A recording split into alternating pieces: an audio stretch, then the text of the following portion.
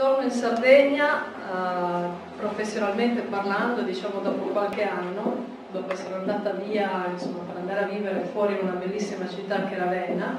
Continuo a lavorare qui in Sardegna, ma devo dire che questi argomenti qua in questa isola non li ho mai affrontati. Vi seguo molto da vicino, però stando sulla rete, e molte delle persone che sono qua dentro le conosco come non direbbe mai Michele virtualmente, cioè le conosco e sono amici proprio in rete, e addirittura alcuni li ho visti oggi per la prima volta. In particolare Giovanni Sedda, che ha viaggiato con me in macchina stamattina. Ho imparato più da lui sulla Sardegna e il web in un'ora di tragitto in macchina che non in 2 anni di frequentazione sul web.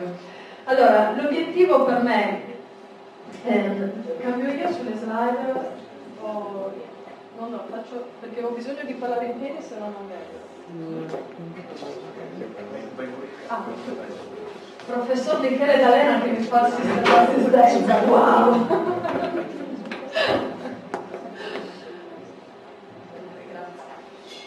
Allora, ci sono dei problemi nella visualizzazione di alcuni caratteri? Sì. Vediamo, speriamo che le tabelle non si leggano.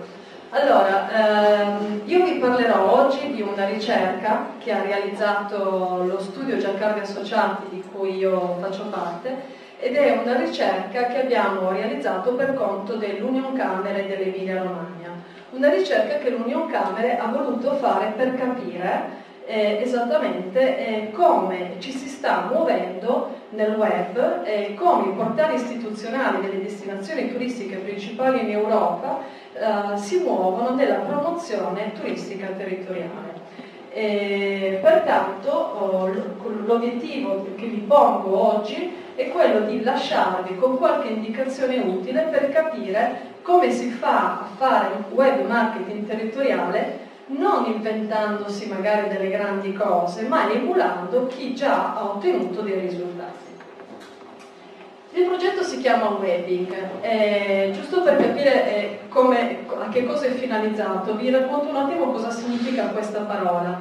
Webbing, se lo andate a cercare nella rete, significa tessuto forte, tessuto quindi come intreccio. Mentre invece solo in alcuni casi metaforicamente e simbolicamente viene utilizzato per indicare la capacità di costruire relazioni sulla rete.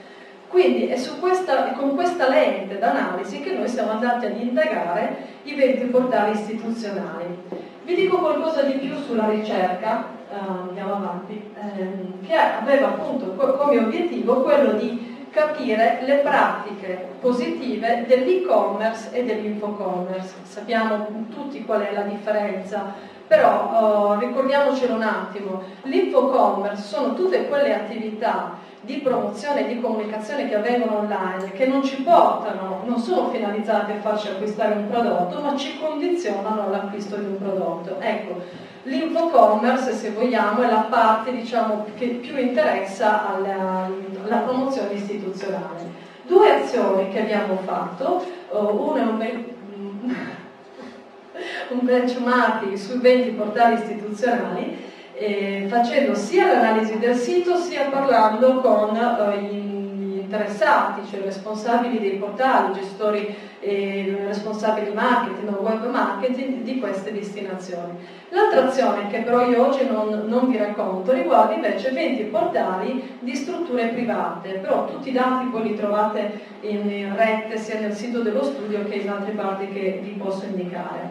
Ci concentriamo invece su queste 20 destinazioni turistiche europee.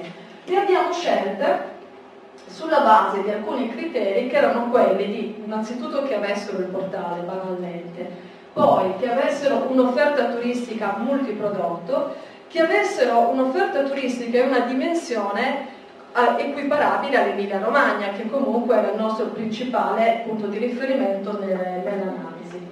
Poi che avessero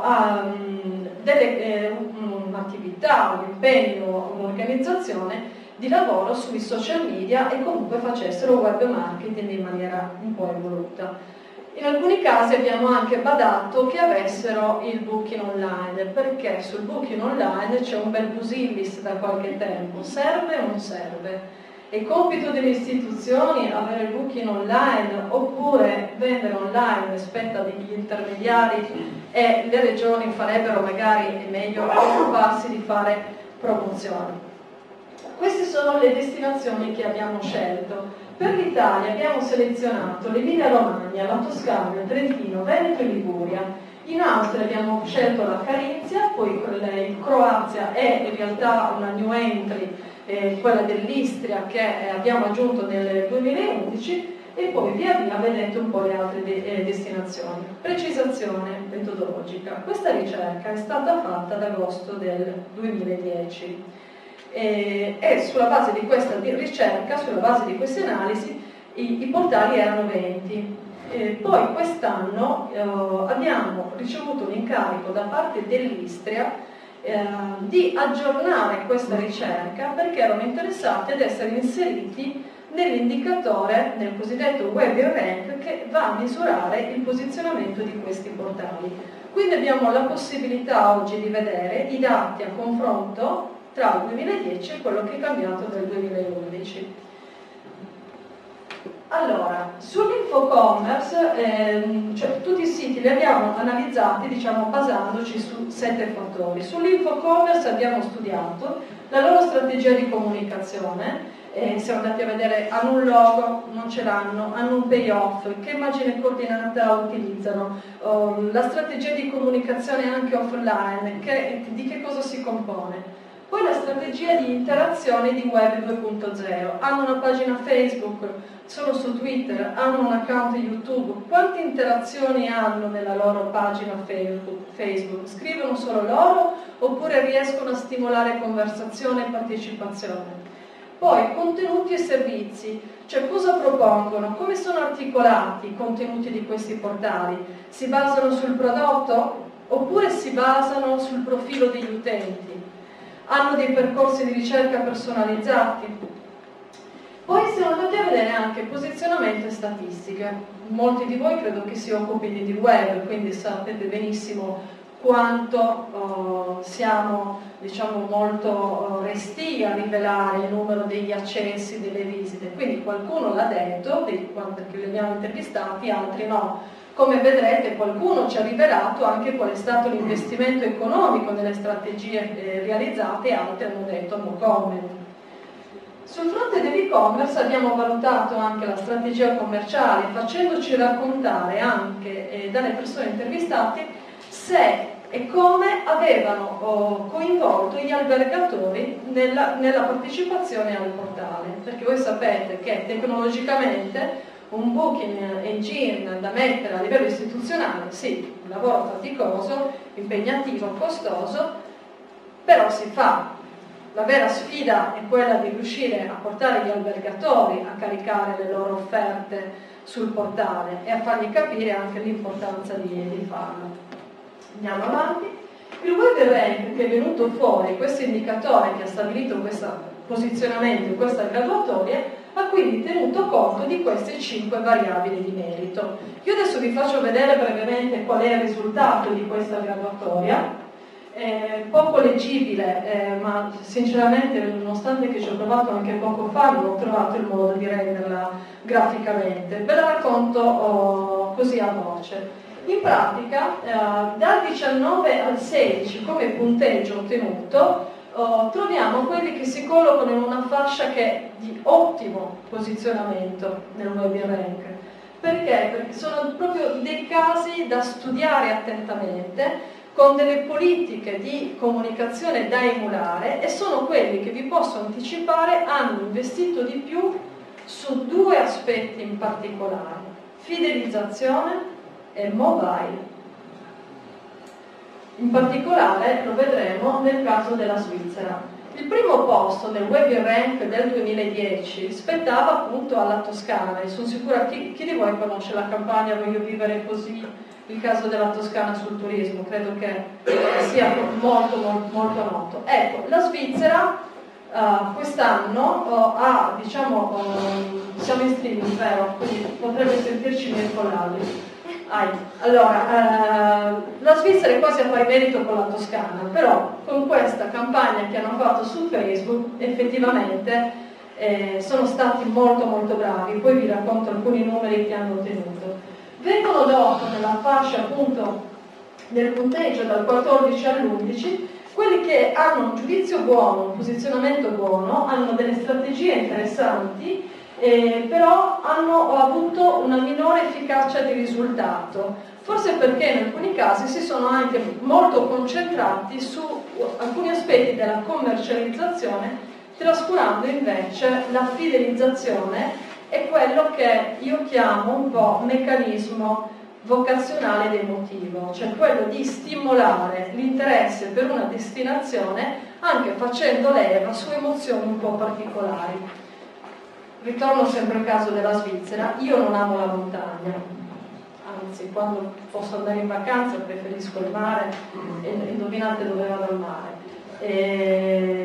Eppure quando ho visto la campagna pubblicitaria della Svizzera un pensierino ce l'ho fatta e sto facendo riferimento alla campagna fatta su Facebook di Sebi e Paul. Chi di voi lo conosce? Alzate la mano. Pochi, magari poi possiamo anche vederla. Allora, andiamo avanti. Vi racconto alcune informazioni nel dettaglio, però io lascio le slide comunque, quindi magari sono materiali che possiamo vedere con più calma. Quindi le scorriamo abbastanza in fretta. Andiamo avanti. Allora, per quanto riguarda logo, payoff, URL, eccetera, sono moltissime le destinazioni che usano, che propongono i contenuti anche in 5 lingue. Non il classico italiano, inglese e francese, ma la media è di 5 lingue per portali. In 16 casi l'accesso automatico avviene già per la lingua di destinazione. Andiamo avanti. Sulla gestione del portale, innanzitutto tra il 2009 e il 2010 è stato l'anno di trasformazione del cambiamento dei portali. Cioè noi abbiamo, sino al 2008, siamo stati in qualche maniera, soprattutto le istituzioni, investite dal cambiamento del web.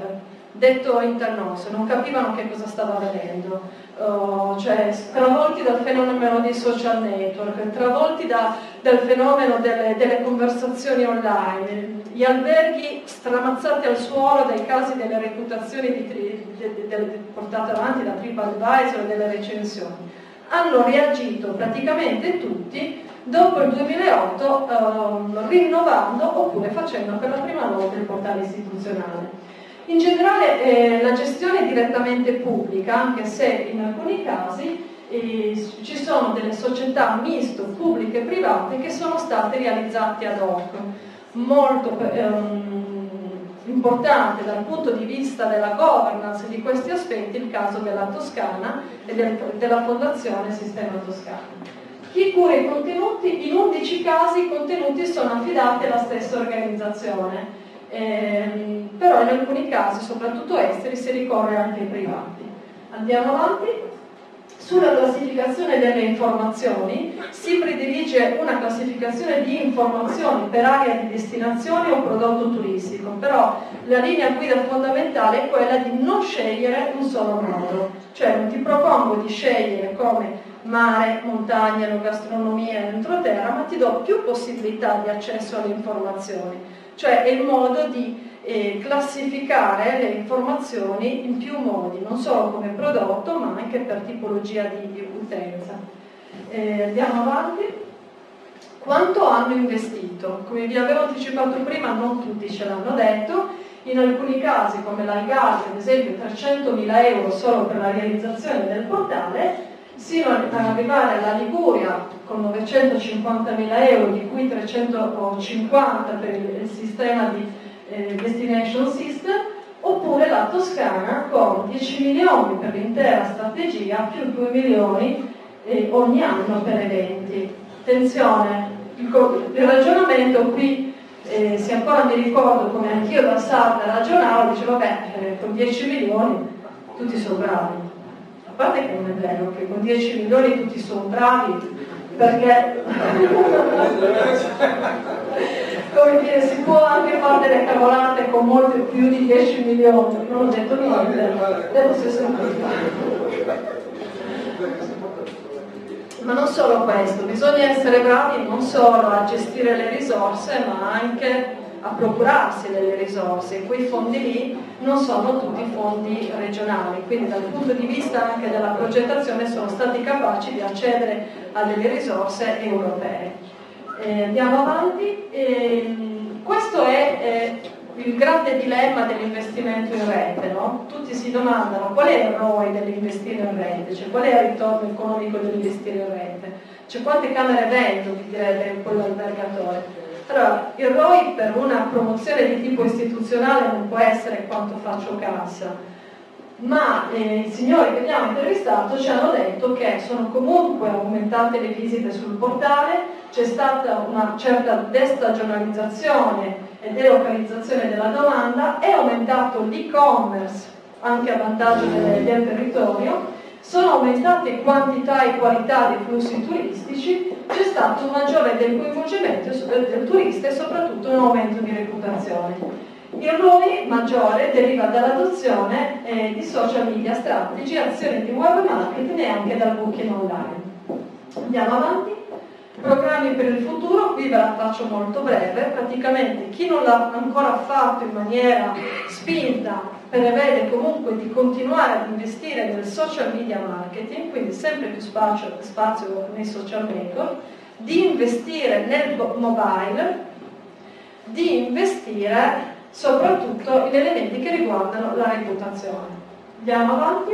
Per quanto riguarda le strategie di interazione e di web 2.0, praticamente tutti i portali erano già presenti su Facebook con un profilo, però guardate un po' come sono cambiate nell'arco di un solo anno il numero dei fan, la media delle pagine dei portali che abbiamo visto. Siamo passati da una media di 2.000 nel 2010 a una media di 15.000 nel 2011. In questo caso vi segnalo il caso della Svizzera, che nel 2010 aveva una pagina Facebook con 12.000 fan, per dirvi la Toscana allora ne aveva 42.000 mi pare, e con la campagna di Sadie Paul, quella che interagisce con il profilo Facebook, sono arrivati a 120.000 fan.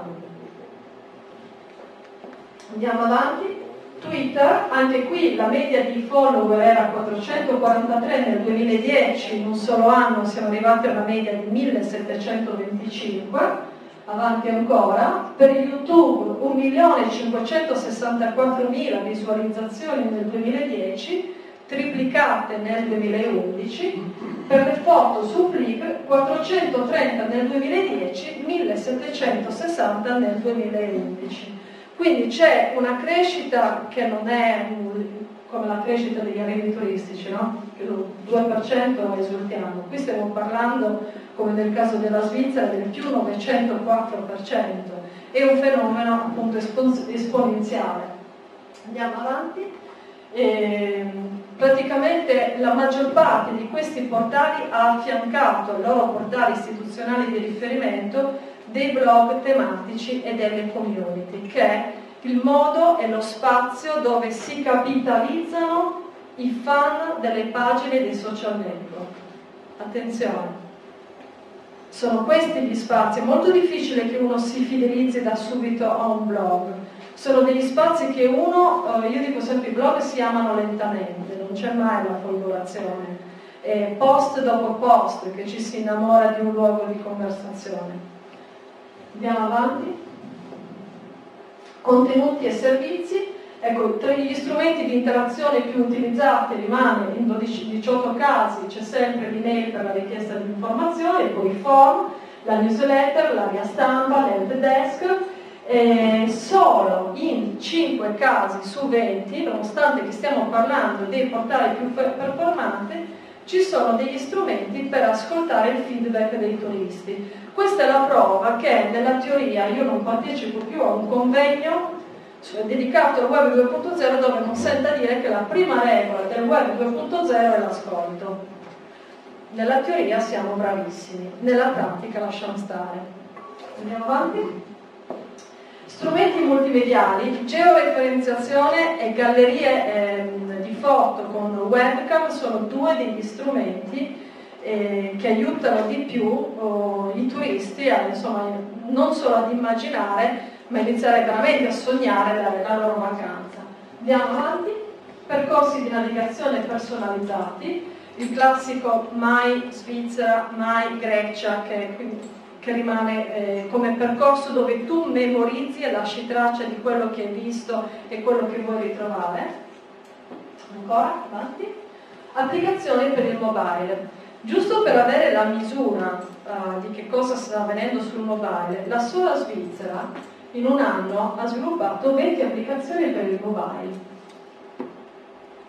Ecco, quando parliamo di applicazioni per il mobile, parliamo di applicazioni che permettono la realtà aumentata, stiamo parlando di applicazioni dedicate magari a un segmento particolare, quello della ristorazione, a quello della prenotazione degli alberghi. Stiamo parlando del fatto che dobbiamo metterci in testa, sia come strutture private che come istituzioni, che il nostro cliente turista, il nostro viaggiatore è dotato di un kit digitale. Bisognerebbe riuscire a capire esattamente qual è la media degli strumenti del kit digitale del turista per cercare di dare delle risposte a tutto ciò che lui ha bisogno e vuole trovare quando sta viaggiando. Tenete presente che ai tempi in cui uno decideva dove andare, cosa fare, cosa vedere, dove mangiare e cosa acquistare prima di partire per la vacanza sono finiti. Adesso l'80% delle decisioni avviene durante la vacanza, non prima. Andiamo avanti.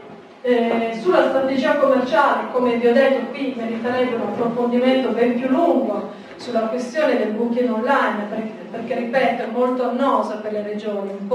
Sono molte le regioni italiane che ci hanno provato, sono poche quelle per le quali è stato un successo. In un caso in particolare ha avuto successo, quello del Trentino, ma non perché hanno un booking online performante, ma perché hanno un sistema di governance del territorio e di organizzazione turistica del territorio che giustifica l'uso di un booking regionale. In altre destinazioni questo non ha funzionato. So che la Toscana ci ha investito, ci ha provato e che ad agosto invece quest'anno sta iniziando a vedere i primi risultati, quindi vedremo di capire se almeno loro ce l'avranno fatta. Ancora avanti. Web Rank. Allora, l'abbiamo detto prima, che cosa c'è di nuovo in un anno di Web Rank dal 2010 al 2011? C'è di nuovo che i portali in alcuni casi hanno subito delle forti modifiche. Ma da che cosa sono state rese necessarie queste modifiche? Sempre e comunque dalla componente social, dalla necessità di integrare sempre di più il portale alle applicazioni e alla partecipazione dei turisti. L'altra cosa, le interazioni con il mobile. Questo è quello che maggiormente ha segnato il cambiamento nel web rank tra il 2010 e il 2011. Ancora, un modello da emulare con il quale io vi lascio, che vi segnalo, è quello della Svizzera. Magari vediamo se poi riusciamo, se uno presta il profilo per poter interagire con l'applicazione. Dico presta perché poi l'applicazione, interagendo col profilo, tira fuori le foto, tira fuori i commenti, e magari se uno ha scritto che barba, l'ennesimo convegno, non va bene, quindi bisogna stare attenti a un profilo dove non ci siano commenti di questo tipo. Andiamo avanti. Mi piacerebbe lasciarvi con alcune parole chiave per creare il software, io lo chiamo il software intellettuale del marketing territoriale con i social media. Intellettuale perché sul software dal punto di vista tecnologico penso che molti più di me abbiano competenze per parlarne. Io penso invece che quando si fa progettazione di web marketing territoriale non bisogna avere in testa la tecnologia, quella viene dopo, ma bisogna avere in testa invece questi elementi di base. Innanzitutto progettazione bottom-up, una strategia di web marketing territoriale che non ascolta in primis il suo territorio, io credo che abbia poche possibilità di avere successo. Io sono rimasta molto colpita dalla progettazione dal basso che si sta muovendo qui in Sardegna. Non ho partecipato all'evento Tourismart, però l'ho seguito a distanza e poi con il racconto dei miei colleghi che sono qui in sala, Andrea e Stefano. E penso che questo, quello di valorizzare quella risorsa lì, quella progettualità collettiva, sia esattamente la strada per fare un progetto che sia condiviso, che non sia più calato dall'alto, nel quale uno non si riconosce. L'altra attività da fare dopo l'ascolto, e ascolto intendo quello del territorio, ma intendo soprattutto quello del mercato, è quella del racconto. Questo di Time Sardegna è una grande prima esperienza di racconto territoriale di questo tipo. Bisogna dargli però gli strumenti perché questo racconto territoriale superi i confini della sola partecipazione del territorio, ma abbia in questo caso sì una piattaforma tecnologica per poter avere rilevanza. Ma il racconto è esattamente la tecnica. Se voi andate a vedere in libreria oggi non fate altro che vedere storytelling, storyselling, perché questa è la dinamica, è il racconto che aiuta anche a vendere in questo caso, non solo a convincere. Destinazione. Giovanni stamattina in macchina mi parlava appunto della destination management e mi diceva che per lui c'è un problema di destinazione in Sardegna. Anche secondo me c'è un problema di destinazione molto grande. Noi ci siamo cullati negli anni dicendo che eravamo una destinazione turistica di grande importanza, non è mica vero. Noi siamo una bellissima isola qua, però non siamo per niente una destinazione turistica. E questo, la debacle di quest'estate ce l'ha dimostrato, perché destinazione fa rima con organizzazione, non fa rima con risorse ambientali e basta. Fidelizzazione. Ci sono turisti qua che vengono da 15 anni, 20 anni, 30 anni. Sono i più grandi testimonial che abbiamo del brand turistico della Sardegna. Ma vogliamo farla una community dei turisti della Sardegna? Ascoltare il più grande focus group che uno possa immaginare di avere. E probabilmente le loro opinioni, consigli, suggerimenti ce li danno gratis. Non abbiamo bisogno di estorcerli, Reputazione. Attenzione, perché la reputazione, come ha già detto Michele prima, citando Gianluca Diegoli, è una. È una online e una offline. Ne abbiamo una ed è il patrimonio più caro che abbiamo. Quello che bisogna costruire mattoncino mattoncino, però non è che una volta che l'hai fatto ti puoi fermare, perché ci vogliono anni a costruire la reputazione, 1 minuto per buttarla giù. E attenzione che reputazione non è immagine, non sono cartoline patinate, è una diversa cultura quella che ci ha portato a parlare di reputazione. Noi siamo figli di una comunicazione in Sardegna che ha sempre puntato sull'immagine, non sulla reputazione di quest'isola. Quindi è su quello che dobbiamo lavorare.